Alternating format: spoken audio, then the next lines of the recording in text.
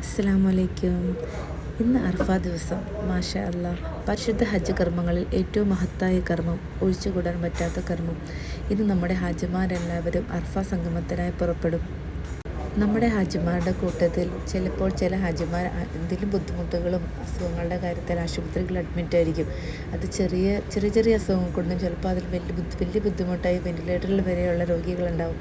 അപ്പോൾ ആ ഹാജിമാർക്കും ഈ അർഫ ദിവസം നമുക്ക് കൊടുക്കണമല്ലോ. അങ്ങനെ അവരെയും നമ്മൾ ഒരുക്കി ഇഹ്റാം കിട്ടി നമ്മൾ അർഫ സംഗമത്തിന് കൊണ്ടുപോകും. രാവിലെ തന്നെ അവരെ നമ്മളെ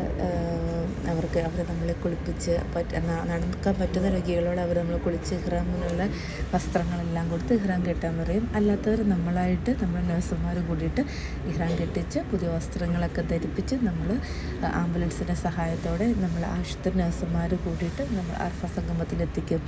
അങ്ങനെ അവരുടെ സുരക്ഷിത ഉറപ്പ് വരുത്തിയ നഴ്സുമാർ അവരുടെ കൂടെ നിന്ന് തിരിച്ച് നമ്മൾ ആംബുലൻസിലോ അല്ലെങ്കിൽ നമ്മൾ വലിയ ബസ്സിനകത്തേക്കും ഓരോരുത്തർക്ക് കിടക്കുന്ന രോഗികളെ കിടത്തിയും ഇരുത്തുന്ന രോഗികളെ ഇരുത്തി വീൽ ചെയറിലുമാക്കിയിട്ട് നമ്മൾ അർഫ സംഗമത്തിൽ എത്തിച്ച് അവിടെ സുരക്ഷിതരായിട്ട് കൊണ്ടുവരും.